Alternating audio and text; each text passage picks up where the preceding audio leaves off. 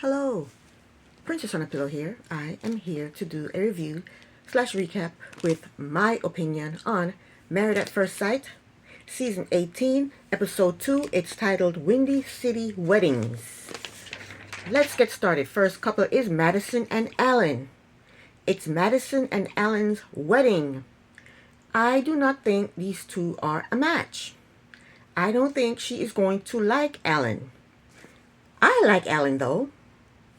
Alan is at the altar waiting. Madison's father and brother walked her down the aisle. Madison was all smiles when she saw Alan. And she initiated a hug. He told her she is freaking beautiful. He said he won the lotto. He had sent her a banana and said, "I hope you find this appealing." And she had the banana in her bouquet. When she read her vows, Alan got a little teary-eyed. I just love me some Alan. I think he's a cutie pie with a good sense of humor. Madison looked happy. So I hope they make it. And they look good together.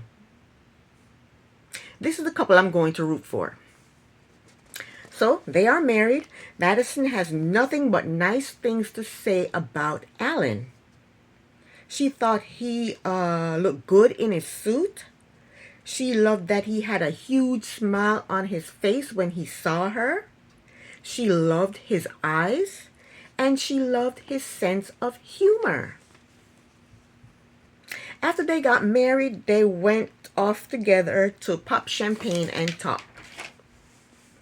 Alan said when he saw her, he was speechless. He said Madison is absolutely beautiful. Her dress was sexy. It fit her body to a T. Anyway, they're talking and getting along just fine. Next is Carla and Juan. It's time for Carla and Juan's wedding. Carla is happy and excited to get married. Meanwhile, Juan is getting emotional and crying. I did not like her dress. It was way too plain. The top part was too big for her. The straps looked like they were about to fall off of her shoulders. The dress was not flattering to her breasts at all. She read a letter from her mother and she cried, and it made her makeup run all down her face. They had to redo her makeup. They had to, because there's no way she could have went out there and got married with makeup all over her face like that. The makeup ran all down her face. She should have read the letter before she got her makeup done. Juan's mother delivered him to the altar. Carla's brother-in-law walked her down the aisle. When Carla got in front of Juan, she was cheeky and flirty. Juan looked baffled. Anyway, they got married, and they both seemed happy. They went off to talk, and they seemed to be getting along fine. It's time for Aman and Ikechi's wedding. I'm sorry, I'm going to butcher y'all's name. Amam and Ikechi. Okay. So Amam's bridesmaids gave her a charm of her father, and she just lost it. She just started bawling. She was bawling like a big old baby. Her sister gave her a message from her mother. I don't know why her mother's not there, but her sister gave her a message from her mother, and more bawling ensued. And I think I like Imam. She seemed like a force to be reckoned with. She doesn't seem like the type to allow anyone to treat her badly. She seemed mature, intelligent, and sure of herself. So I think I like her. I did not like her hairstyle. Her hair was parted down the middle. Then it had these coils, 2 coils on each side. I mean, what century are we in? She looked like an old matron.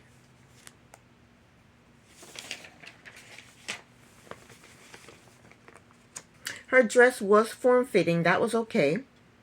But I wasn't crazy about her makeup. She had on gold eyeshadow. Why? Who did that to her? Who put gold eyeshadow on this woman?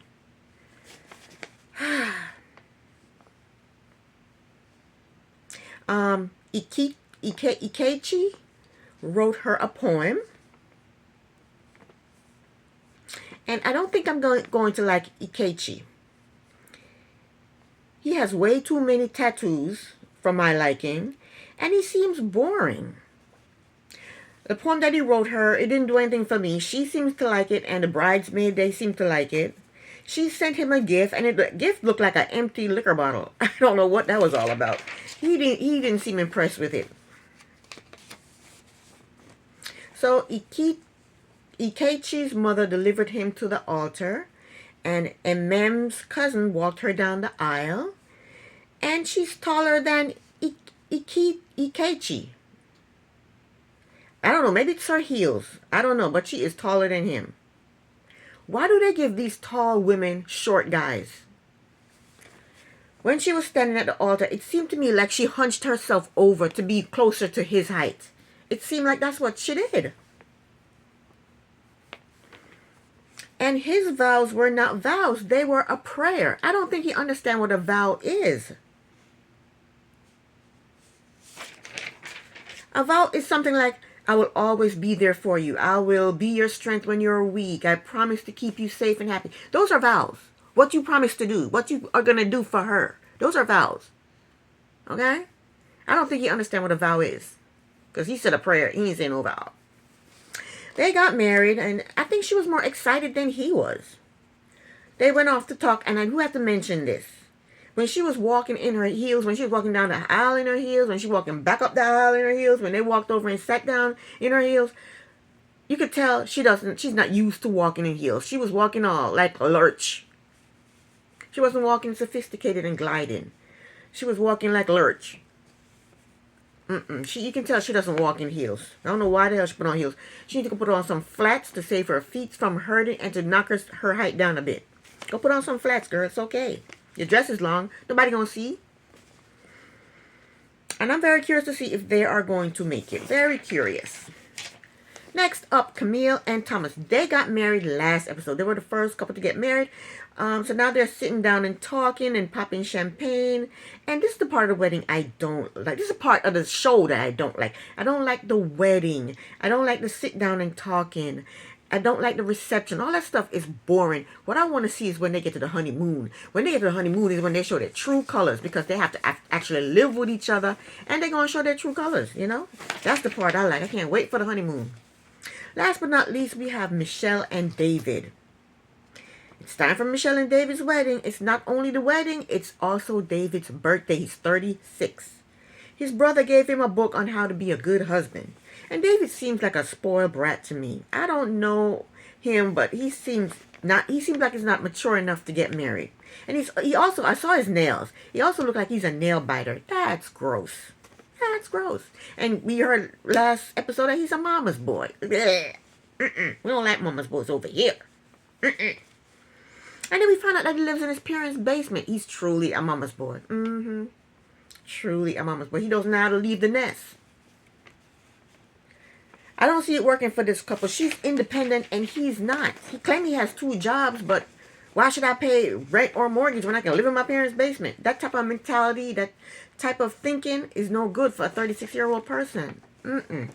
You got to want your own. You got to be out there on your own. You got to leave the nest and you got to flourish. You got to fly. You know, you can't just sit in your parents' basement and let them take care of you, cook your meals, probably wash your clothes. You can't.